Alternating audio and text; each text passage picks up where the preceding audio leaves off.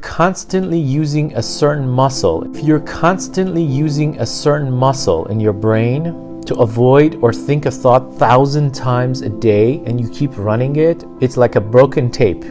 It's like a broken CD that goes ding, ding, ding, ding, ding, ding, ding, ding, ding, and you're constantly running this, right?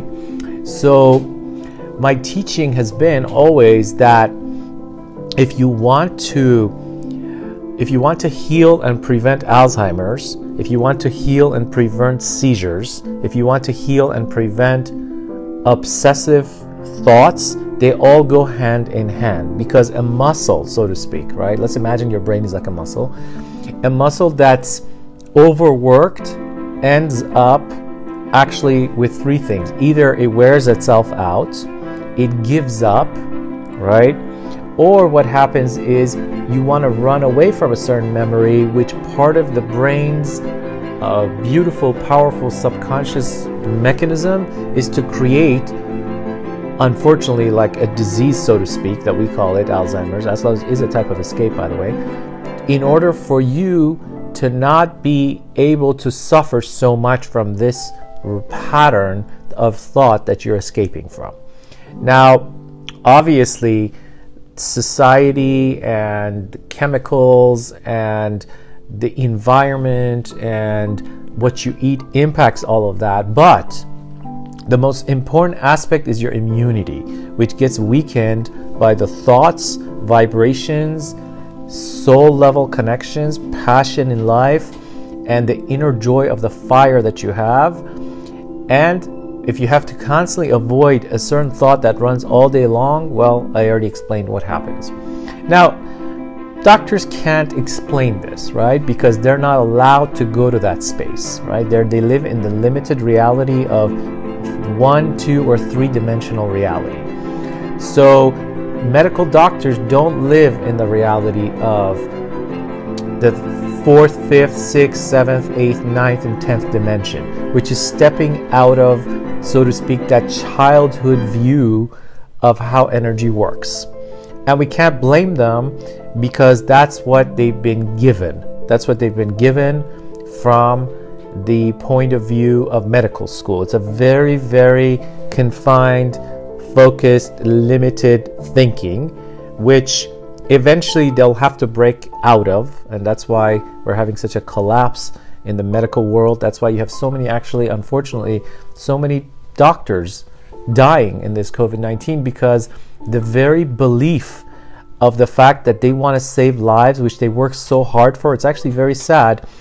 And the lack of true understanding and intelligence about how the human psyche works, and trying so hard to solve, compartmentalize, and cut off body parts to try to fix it, that is so painful by itself, because every day they're facing the real failure, right? It's a failure. It's a failed system. The medical world is a failed system. It's already crashed. It's over with.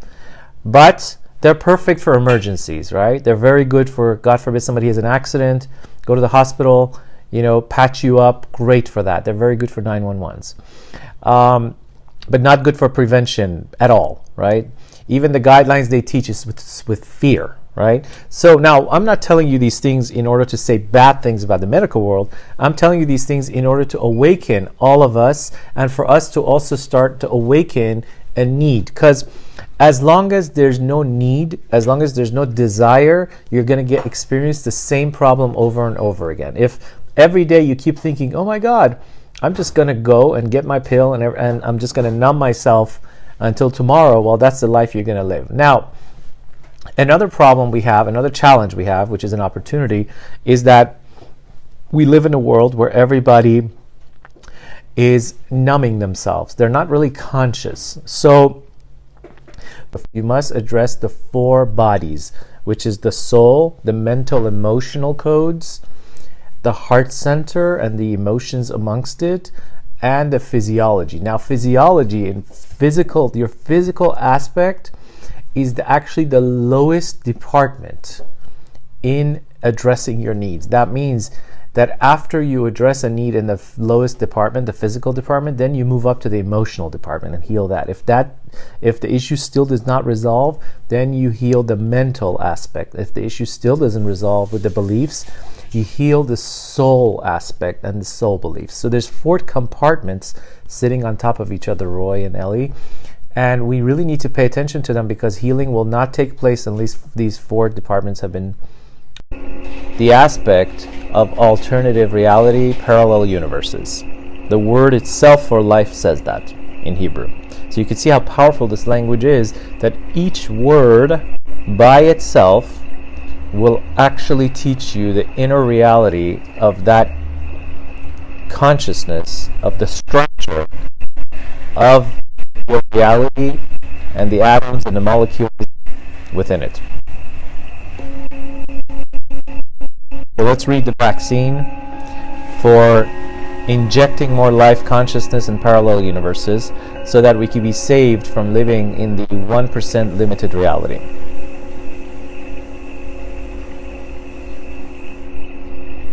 Kema de'ittaka sitra dechaim kad bnei nasha tavin v'yechun be'orach meshar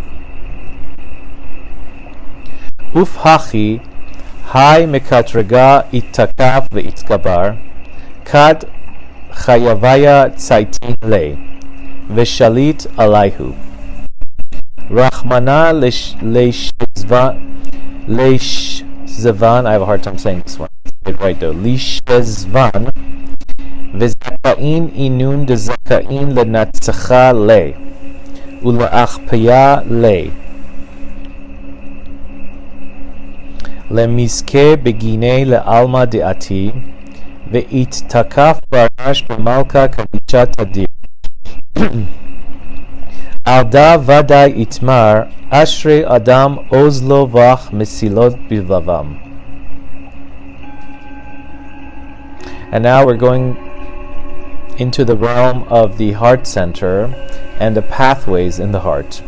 Zakain inun behai alma uve alma de'ati. This is a very beautiful verse that the Zohar is connecting with. Ashrei Adam, David says in the book of Psalms, and here the Zohar is extracting the secrets from this. Ashrei Adam Oz, happy is a man, a person, Ozlo, that has this inner strength, Mesilot bilvavam,